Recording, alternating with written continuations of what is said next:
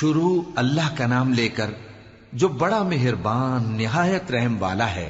طاسیم میم، یہ کتاب روشن کی آیتیں ہیں۔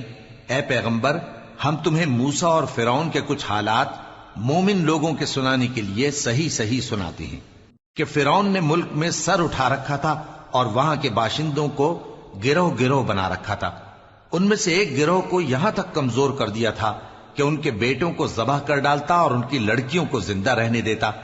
بے شک وہ مفسدوں میں تھا، اور ہم چاہتے تھے کہ جو لوگ ملک میں کمزور کر دیے گئے ہیں ان پر احسان کریں اور ان کو پیشوا بنائیں اور انہیں ملک کا وارث بنائیں، اور ملک میں ان کو قدرت دیں، اور فرعون اور حامان اور ان کے لشکر کو وہ چیز دکھا دیں جس سے وہ ڈرتے تھے۔ اور ہم نے موسیٰ کی ماں کی طرف وحی بھیجی کہ اس کو دودھ پلاؤ، پھر جب تم کو اس کے بارے میں کچھ خوف پیدا ہو تو اسے دریا میں ڈال دینا، اور نہ تو خوف کرنا اور نہ رنج کرنا، ہم اس کو تمہارے پاس واپس پہنچا دیں گے اور بعد میں اسے پیغمبر بنا دیں گے۔ سو فرعون کے لوگوں نے اس کو اٹھا لیا، اس لیے کہ نتیجہ یہ ہونا تھا کہ وہ ان کا دشمن اور ان کے لیے موجب غم ہو۔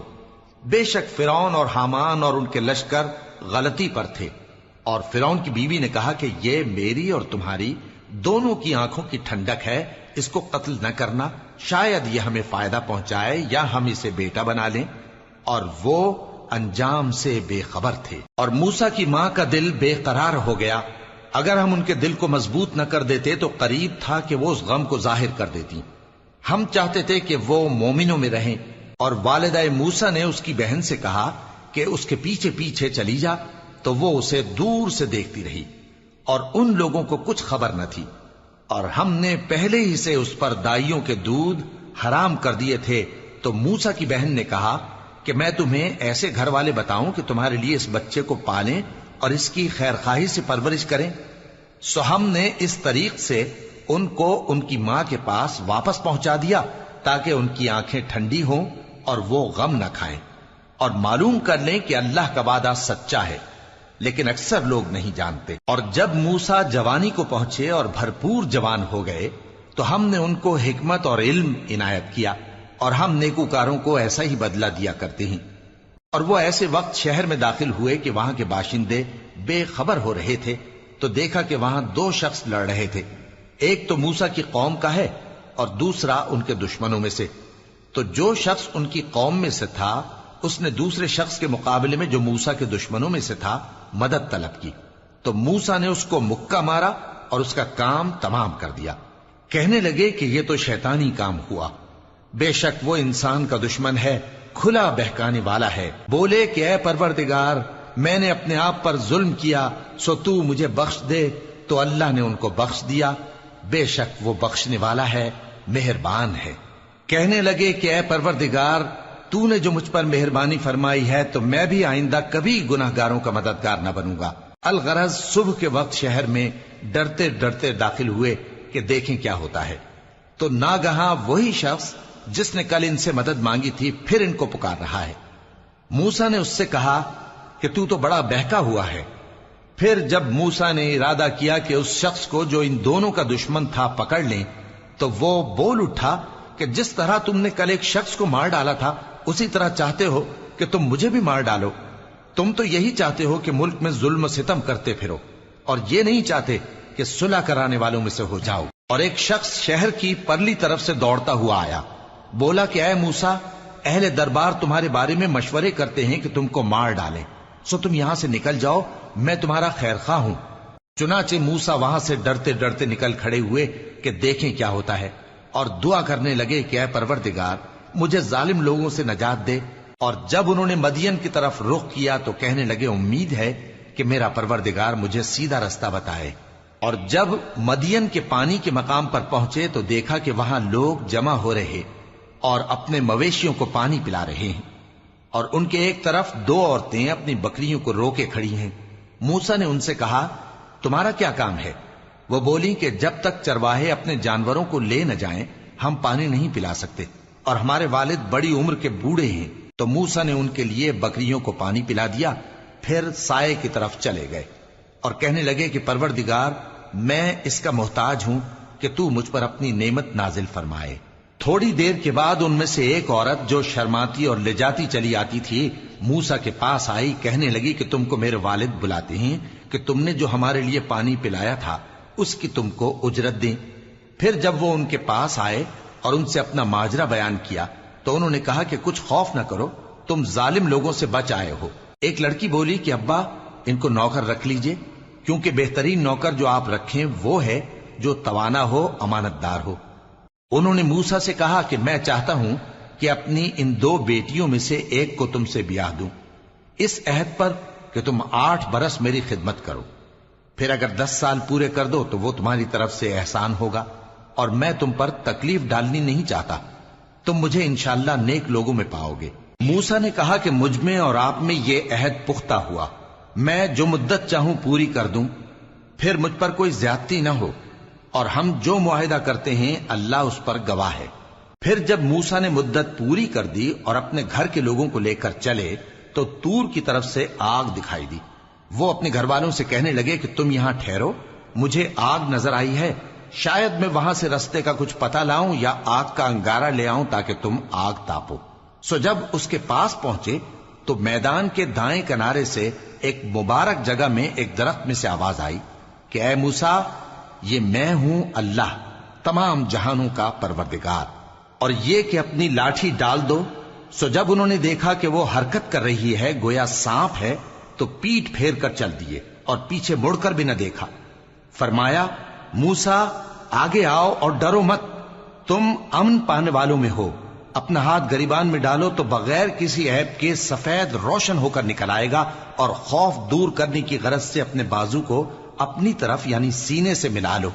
ये 2 दलीलें तुम्हारे परवरदिगार की तरफ से हैं फिरौन और उसके दरबारियों के लिए, बेशक वो नाफरमान लोग हैं। मूसा ने कहा, ऐ परवरदिगार, उनमें का एक शख्स मेरे हाथ से कत्ल हो चुका है, सो मुझे खौफ है कि वो मुझको मार डालेंगे, और हारून जो मेरा भाई है उसकी जबान मुझसे ज्यादा फसी है, तो उसको मेरे साथ मददगार बनाकर भेज कि मेरी तस्दीक करे। मुझे खौफ है कि वो लोग मेरी तकजीब करेंगे। फरमाया, हम तुम्हारे भाई के जरिए तुम्हारे बाजू को मजबूत करेंगे और तुम दोनों को गलबा देंगे, तो हमारी निशानियों के सबब वो तुम तक पहुंच न सकेंगे। तुम दोनों और जिन्होंने तुम्हारी पैरवी की वही गालिब रहेंगे। फिर जब मूसा उनके पास हमारी खुली निशानियां लेकर आए तो वो कहने लगे कि ये तो जादू है जो इसने बना खड़ा किया है, और ये बातें हमने अपने अगले बाप दादा में तो कभी सुनी नहीं। और मूसा ने कहा कि मेरा परवरदिगार उस शख्स को खूब जानता है जो उसकी तरफ से हिदायत लेकर आया है और जिसके लिए आकिबत का घर यानी बहिश्त है। बेशक जालिम कामयाब नहीं होंगे। और फिरौन ने कहा कि ऐ अहले दरबार, मैं अपने सिवा किसी को तुम्हारा खुदा नहीं जानता, सो ऐ हामान, मेरे लिए गारे को आग लगाकर ईंटें पका दो, फिर एक ऊंचा महल बना दो ताकि मैं मूसा के खुदा की तरफ चढ़कर उसे झांक लूं। और मैं तो उसे झूठा समझता हूं। और वो और उसके लश्कर मुल्क में नाहक मगरूर हो रहे थे और ख्याल करते थे कि वो हमारी तरफ लौट कर नहीं आएंगे। तो हमने उसे और उसके लश्करों को पकड़ लिया, आखिर हमने उन्हें समंदर में फेंक दिया। सो देख लो कि जालिमों का कैसा अंजाम हुआ। और हमने उनको पेशवा बनाया था, वो लोगों को दोज़ख की तरफ बुलाते थे, और क़यामत के दिन उनकी मदद नहीं की जाएगी। और इस दुनिया में हमने उनके पीछे लानत लगा दी, और वो क़यामत के रोज भी बदहालों में होंगे। और हमने पहली उम्मतों के हलाक करने के बाद मूसा को किताब दी जो लोगों के लिए बसीरत और हिदायत और रहमत है, ताकि वो नसीहत हासिल करें। और जब हमने मूसा की तरफ हुक्म भेजा था तो तुम तूर की मगरिबी जानिब नहीं थे और न इस वाक़े के देखने वालों में थे। लेकिन हमने मूसा के बाद कई उम्मतों को पैदा किया, फिर उन पर एक लंबी मुद्दत गुजर गई, और न तुम मदियन वालों में रहने वाले थे कि उनको हमारी आयतें पढ़ पढ़ कर सुनाते थे, और हां, हम ही तो पैगंबर भेजने वाले थे। और न तुम उस वक्त जबकि हमने मूसा को आवाज दी तूर के किनारे थे, बल्कि तुम्हारा भेजा जाना तुम्हारे परवरदिगार की रहमत है, ताकि तुम उन लोगों को जिनके पास तुमसे पहले कोई खबरदार करने वाला नहीं आया खबरदार करो, ताकि वो नसीहत हासिल करें।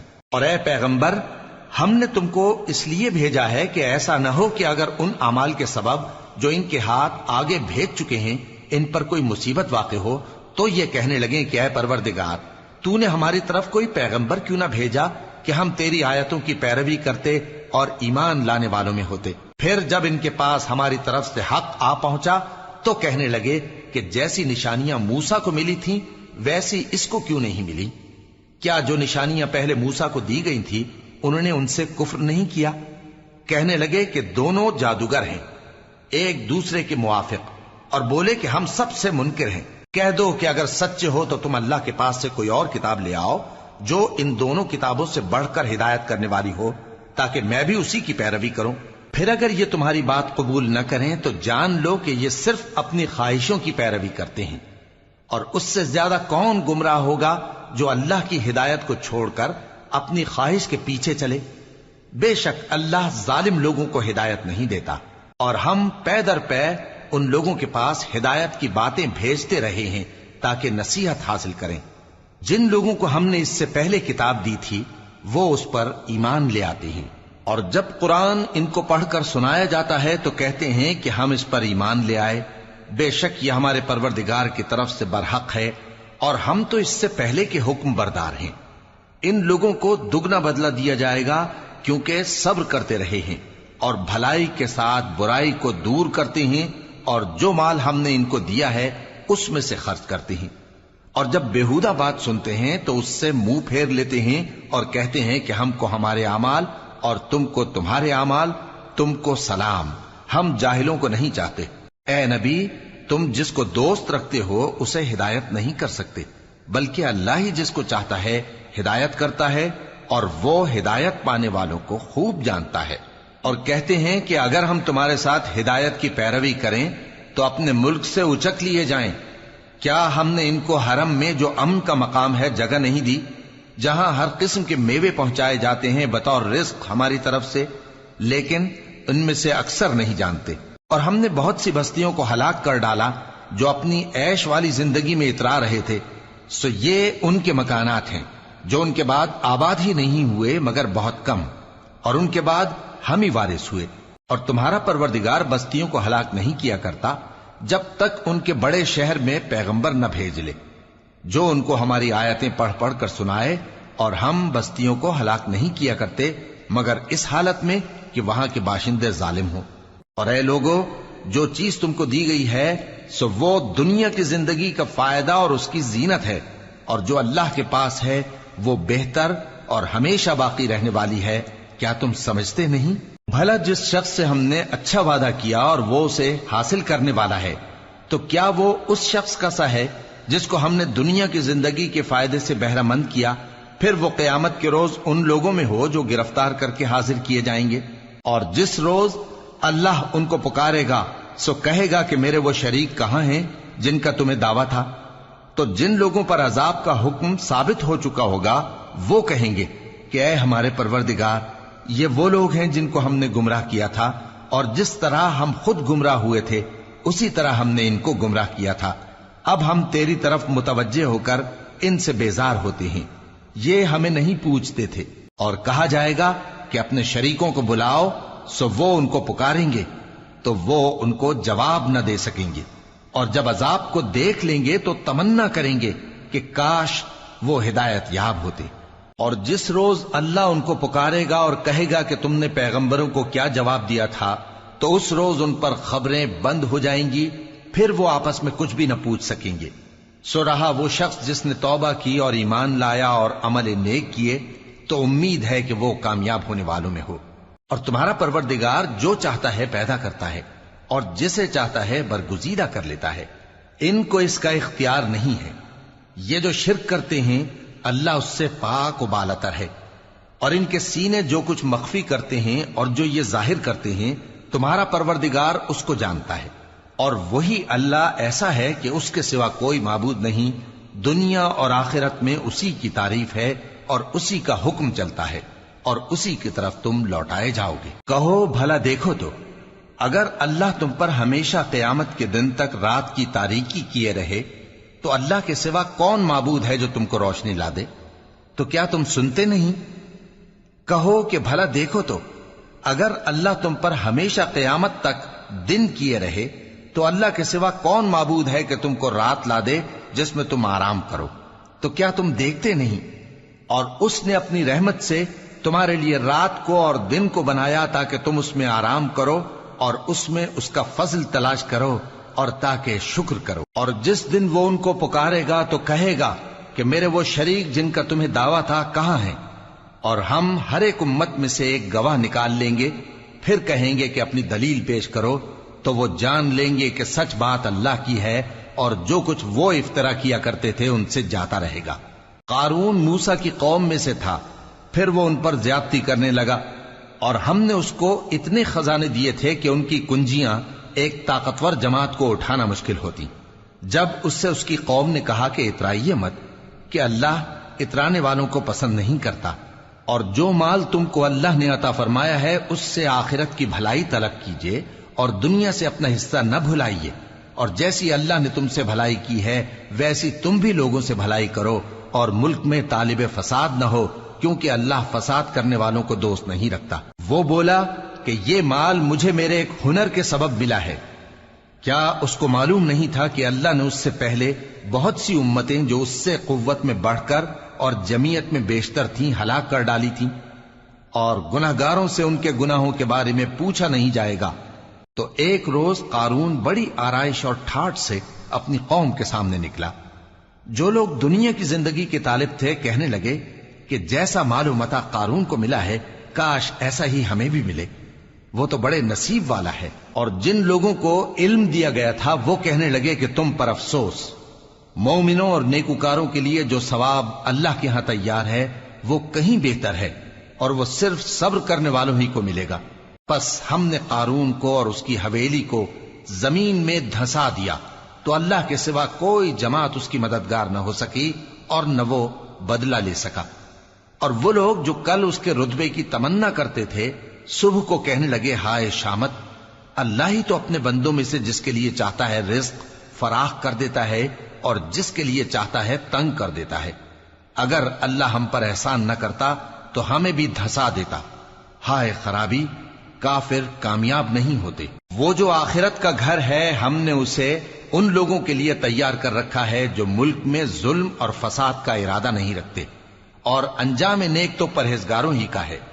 جو شخص نیکی لے کر آئے گا اس کے لیے اس سے بہتر صلہ ہوگا، اور جو برائی لائے گا تو جن لوگوں نے برے کام کیے ان کو بدلہ بھی اسی طرح کا ملے گا جس طرح کے وہ کام کرتے تھے۔ اے پیغمبر، جس اللہ نے تم پر قرآن کے احکام کو فرض کیا ہے وہ تمہیں پہلی جگہ لوٹا دے گا۔